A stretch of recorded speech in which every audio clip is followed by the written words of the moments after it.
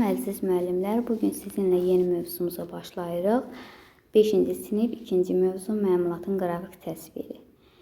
Gəlin öyrənək görək məmulatın qrafik təsviri nə olan şeydir və məmulatın qrafik təsviri deyəndə biz nə başa düşürük. Gəlin gec olmadan keçək mövzumuza.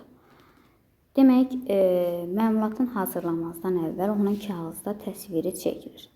Bu aydın bir məsələdir. Biz demək, keçmiş dərsimizdə nə öyrənmişdik? Dedik ki, hər hansı bir məmulatı, istənilən bir məmulatı hazırlamazdan əvvəl o müəyyən mərhələlərdən keçir. Onlar hansılar oldu? Özünüzdə cavablandıran. Layihələndirmə, hazırlama və istismar. Demək, biz hər hansı bir əşyanı hazırlayarkən ilk öncə onun layihəsini, çertyojunu qururuq, daha sonra hazırlayıb, ən sonunda isə istismara veririk. Dedik ki, hər hansı bir əşyanı hazırlayarkən biz onun layihəsini qurmadan birbaşa istismara verə bilmərik. Bunu belə demişdik. Burada isə deyə bilərik ki, hər hansı dedik ki, bir əşyanı, məmulatı hazırlayarkən demək, onun əvvəlcədən kağızda təsviri çəkilir. Biz bu təsviri çəkməklə onun ölçülərini, çatışmazlıqlarını, əyri-əksikliklərini müəyyən edə bilirik. Daha sonra isə deyir ki, məmulatın qrafik təsviri, demək, texniki təsvir, eskiz və çertyoj ola bilər. Demək, müəllimlər, burada diqqət edə biləcəyiniz məqam odur ki, testlərdə başqa variantlarda verəcək. Bizdə demək, məmulatın qrafik təsvirini soruşursa, bu üçünü götürəcəyik. Texniki təsvir, eskiz və çertyoj. Yəqin ki, burası da aydın oldu. İndi gəlin öyrənək görək, texniki təsvir nə olan şeydir, eskiz nə olan şeydir, çertyoj nə olan şeydir. Hər biri haqqında ətraflı burada məlumat verilib. Texniki təsvir məmulatın üst tərəfli təsviridir. Demək, texniki təsvir məmulatın üst tərəfli təsviridir. Texniki təsvirdə demək, tərəflər arasında nisbət nəzərə alınmaqla, ölçülər və material göstərilməklə əllə yerinə yetirilir. Demək, texniki təsvir nə oldu? Məmulatın üst tərəfli təsviridir və daha sonra texniki təsvirdə tərəflər arasında nisbət nəzərə alınır, ölçülər göstərilir və məmulatın materialı da həmçinin göstərilir və əl ilə də yerinə yetirilir. Daha sonra texniki demək, rəsm üzrə məmulatın forması daha asan anlaşılır. Bunu indi birazdan sizə ətraflı izah verəcəm. Eskizi də öyrənək də ondan sonra. Bəzən olur ki, demək, müəllimlər, texniki rəsmlə texniki təsviri qarışdırır. Əslində, burada qarışdırılacaq bir məqam yoxdur. Texniki təsvir də, texniki rəsm də eyni bir anlayışdır. Onlar, yəni, fərqi yoxdur. Eyni bir anlayışdır. Ola bilər ki, testlərdə texniki təsvir yerinə texniki rəsm olaraq verək. Onda, yəni, çaşmayaq. Keçək eskizə. Eskizdə nə deyir? Eskiz nisbət nəzərə alınmaqla, ölçülər göstərilməklə əllə yerinə yetirilir. Demək, eskizdə detalın bir tərəfdən görünüşü göstərilir, texniki təsvirdə isə üst tərəfdən. Bayaq da dedik ki, texniki təsvirdə demək, tərəflər arasında nisbət nəzərə alınır, ölçü və material göstərilir. Eskizdə isə nisbət nəzərə alınmaqla, ölçülər göstərilməklə əllə yerinə yetirilir. Bir də dedik ki, texniki rəsm üzrə məmulatın forması daha asan anlaşılır. Bu nə olan şeydir? Şəkil belə diqqət yetirsəniz, müəllimlər. Demək, bu texniki təsvirdir. Yəni ki, texniki rəsmdə deyə bilirik. Texniki təsvirdə dedik ki, üst tərəfli, demək, həcmli təsvirdir. Gəlin, baxaq, necə görünüşü var. 1, 2 və 3. Demək, 3 görünüşü var. 10-cu həcmli üst tərəfli təsvirdir. Eskiz dedik ki, bir görünüşlüdür. Əsas, yəni ön tərəfdən görünüşü verilir.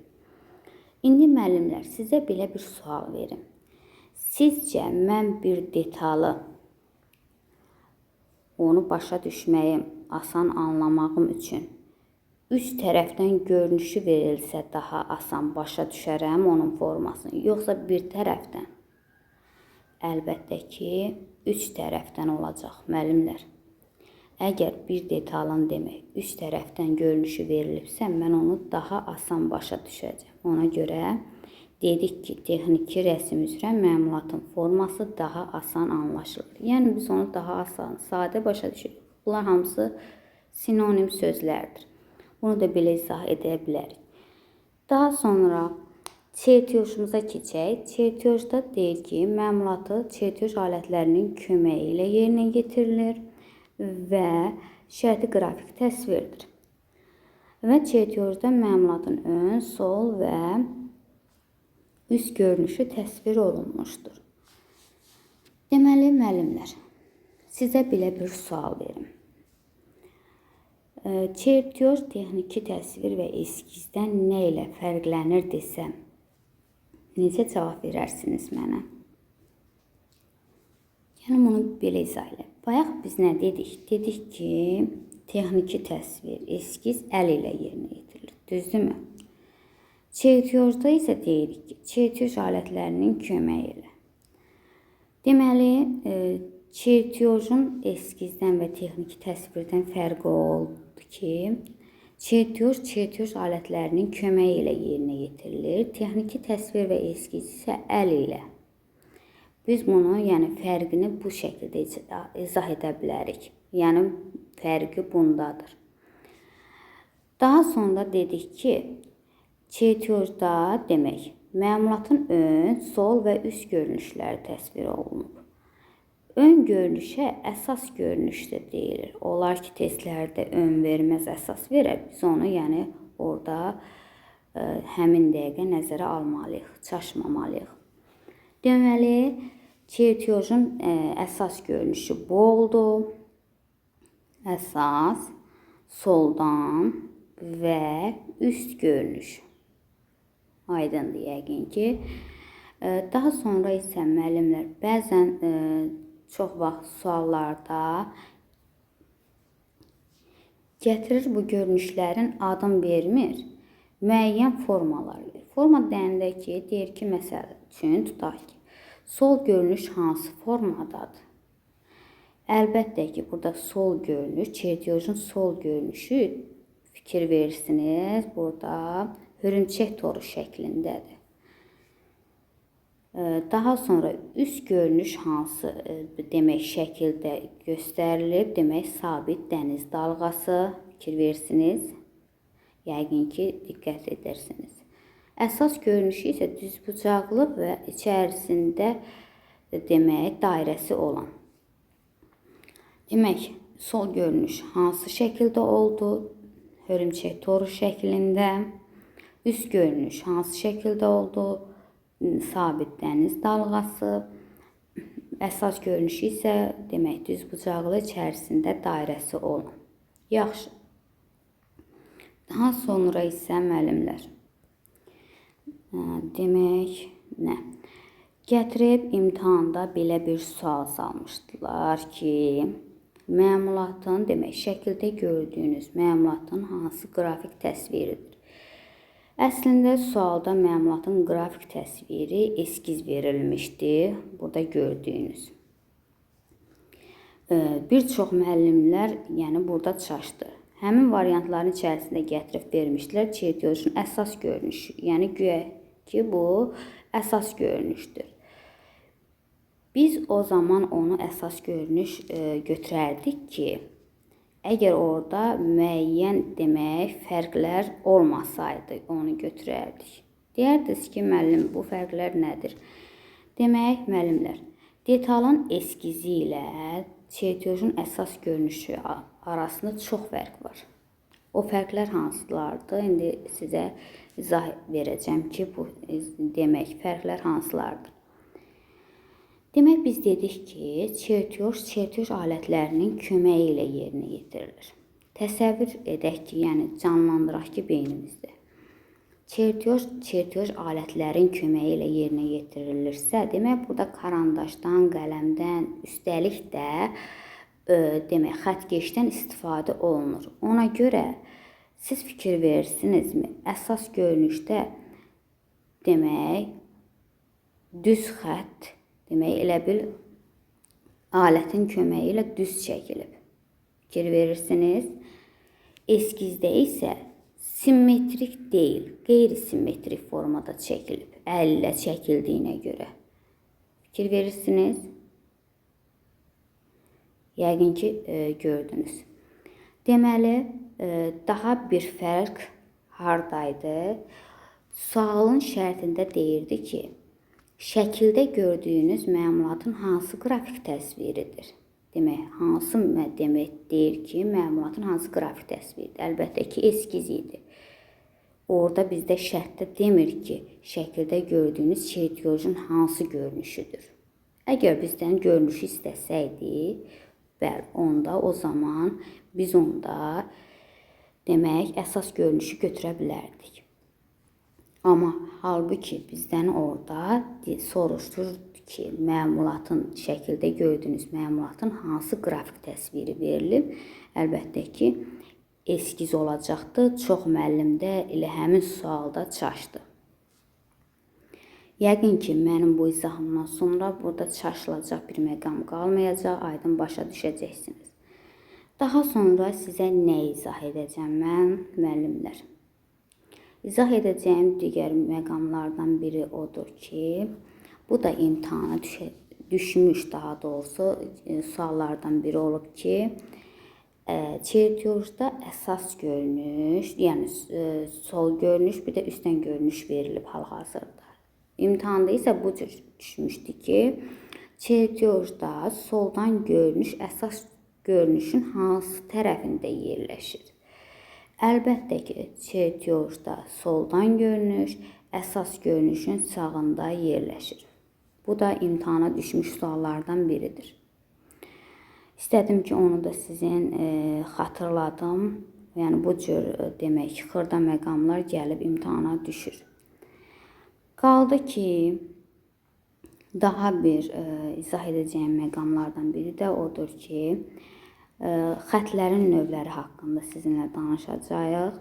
Demək, xətlərin burada hal-hazırda 5 növü verilib. Amma xətlərin növləri çoxdur. İndi dalğavari var, nə bilim, yəni çox saydadır. Hamısı burada verilməyib.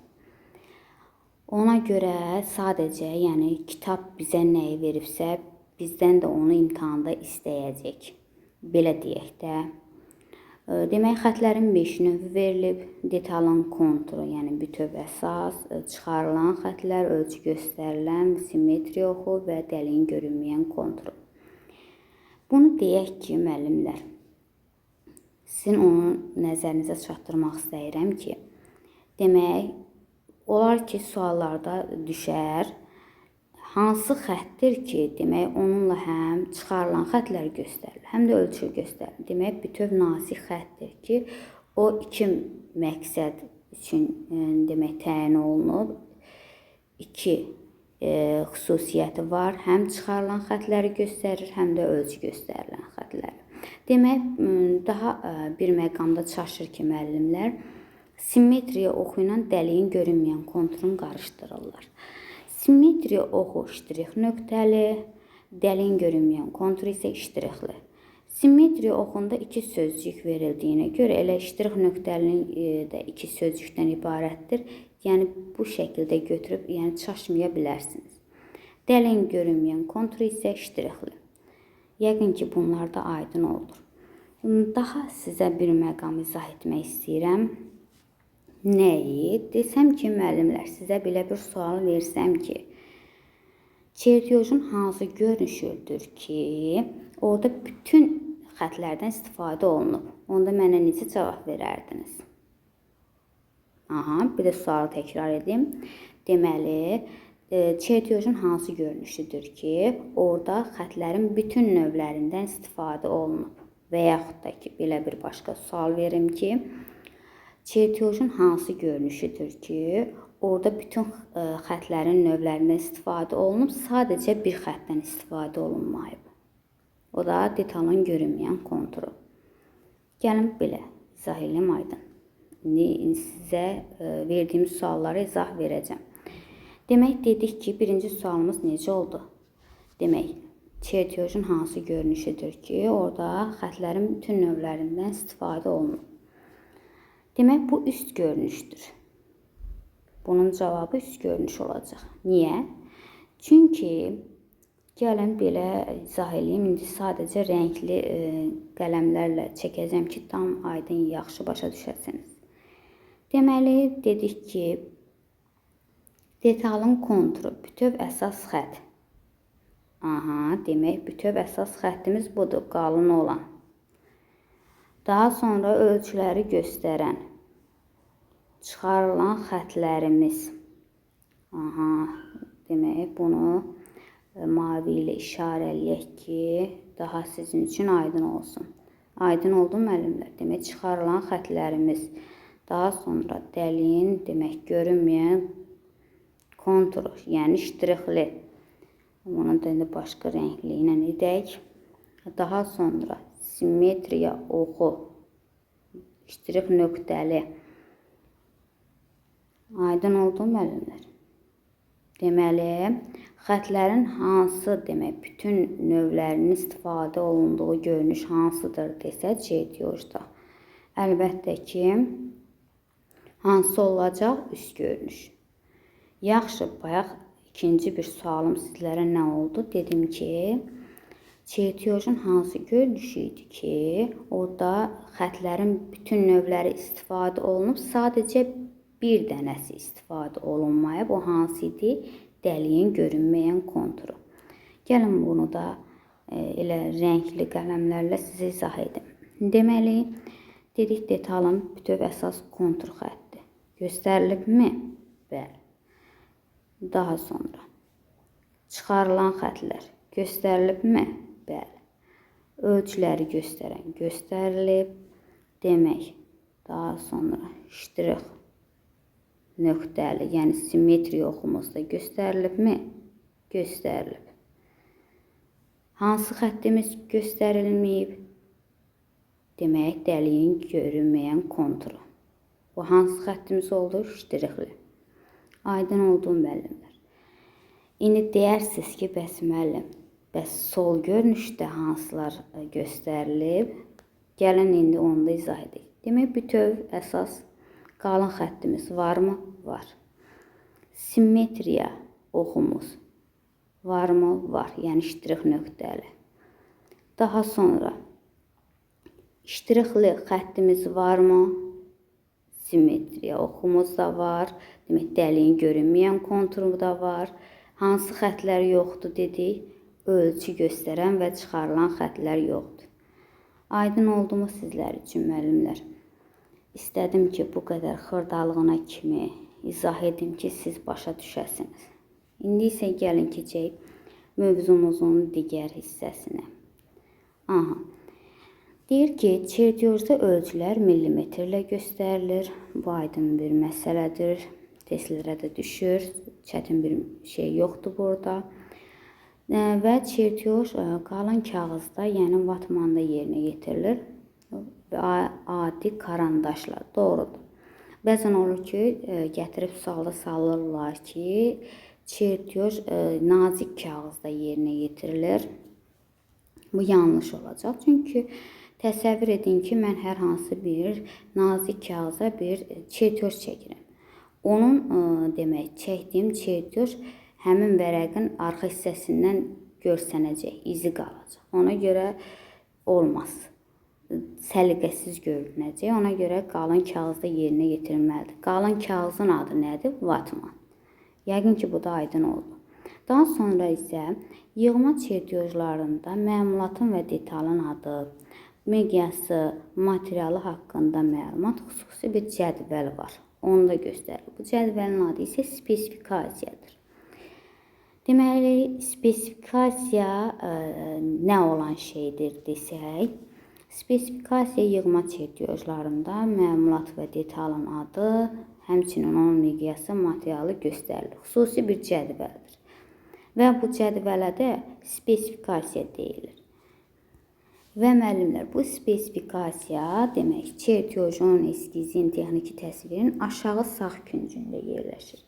İndi bura bir mən çertyoz çəkəcəm. Daha doğrusu bu xatırlayacaqsınız. Bu spesifikasiyadır və burada müəyyən məlumatlar qeyd olunur və xüsusi bir cədvəldir. Və bu demək texniki təsvir, çertyoz və eskizin aşağı sağ küncündə yerləşir, sol künc yox, sağ küncündə yerləşir və burada müəyyən məlumatlar qeyd olunur. İndi spesifikasiyanı sizə belə izah edim ki, bəzən olur ki, müəllimlər spesifikasiyanın nə olduğunu başa düşmürlər. O nə olan şeydir, nə üçün istifadə olunur. Təsəvvür edin ki, sizin şəxsiyyət vəsiqəniz var. Sizin orada adınız, soyadınız, ata adınız, müəyyən məlumatlar qeyd olunub. Spesifikasiyada belə bir şeydir. Orada məmulat və detalın adı, miqyası, materialı göstərilir. Sizin vəsiqənizdə sizin haqqınızda məlumatlar qeyd olunduğu kimi spesifikasiyada da məmulatın demək adı, miqyası, materialı göstərilir. Bu da yığma çertyojunda demək məmulatın şəxsiyyət vəsiqəsi olur da bir növ. Başa düşürsünüz müəllimlər? Yəni sizə izahım sizə çatsın deyə belə izah verirəm. Daha sonra isə keçək mövzumuzun digər hissəsinə. Demək, məmulatın həqiqi ölçülərinin neçə dəfə böyüdüldüyünü və neçə dəfə kiçildiyini göstərən ədəd miqyas adlanır. Və miqyasda demək, aşağıdakı standartlar göstərilib, deyir. Gəlin görək, hansı standartlardır bunlar? Demək, böyüdülmüş miqyas, kiçildilmiş və demək, bu böyüdülmüş, kiçildilmiş və natural miqyas. Deməli, natural miqyas 1-in 1-ə, kiçildilmiş miqyas 1-in 2-yə, böyüdülmüş miqyas isə 2-nin 1-ə və s. Əslində, burada hamısı verilib, sadəcə mən qısa olsun deyə belə yazıram. Demək, deyirsiniz ki, bəs miqyas nə olan şeydir? Miqyas, təsəvvür edin ki, müəllimlər, dünyanın bir qlobusda biz necə yerləşdirdik? Bütün, yəni bu qədər ölkələri biz bir qlobusda necə yerləşdirdik? Əlbəttə ki, kiçildilmiş miqyasın köməyi ilə. Və yaxud da ki, hər hansı bir memar bina inşa etmək istəyir. Demək, 17 mərtəbəli bir bina. Onun, demək, özünüz də bilirsiniz ki, onda nə qədər təsəvvür edin ki, nə böyüklükdə kağız bizə lazımdır ki, onun ölçülərini onun üzərində yerləşdirək. Demək, bizim də burada köməyimizə kiçildilmiş miqyas gəlir. Biz onun sayəsində onu kiçildirik. Yalnız isə orada ölçülər dəyişmir. Demək, biz hər hansı dedik bir bina inşa edirik və onun orada miqyasının kiçildilmiş formada kağızda təsvir olunur. Sadəcə burada müəllimlər ölçülər dəyişmir. Yəni onun ölçüləri necədirsə həyatda, realda, yəni o ölçülərdə həmin demək təsvirdə yazılır, qeyd olunur. Daha sonra isə bəzən olur ki, təlimçilər gətirir testlərə. Kiçildilmiş miqyası bu şəkildə verir. Hal-hazırda sizə bunu izah edəcəm. Buranı silin, boşalsın. Demək, kiçildilmiş miqyas nə oldu? Demək, 1-in 2-yə, 1-in 4-ə və 1-in 5-ə və s. Burada nəsə aydın düşmədi. 5-ə. Bəzi təlimçilər gətirir 1-in 3-ə miqyasını səhv götürür. Sizcə bu səhvdir? Və yaxud da ki, 1-in 7-yə. Bu kiçildilmiş miqyasdır. Gətirib bunu bu şəkildə salırlar və variantda fikir verirsiniz ki, bunu gətirib səhv kimi götürür. Sizcə bu niyə səhv götürülür? Əslində, qalsa bu səhv sayılmır müəllimlər. Bunu bəzi təlimçilərin səhv götürməkdə düzgün də etmirlər. Çünki niyə? Siz əmin olun ki, bunu imtahanda gəlib sizə deməyəcəklər ki, bu birin içə səhvdir. Əslində doğrudur. Hətta kənar materiallarda da verilib ki, hər hansı biz əşyanın biz miqyasını neçə dəfə kiçildə və yaxud da neçə dəfə böyüdə bilərik. Bu əslində səhv bir fikir sayılmır. Sadəcə olaraq kitabda 1-in 2-yə, 1-in 4-ə, 1-in 5-ə verilib deyə kitabda olduğu kimi imtahanda da bizdən istəyəcək. Yəni gəlib kənar bir sual salmayacaqlar orada. Siz əmin olun ki, imtahanda gəlib sizə deməyəcəklər ki, 1-in 3-ə səhvdir.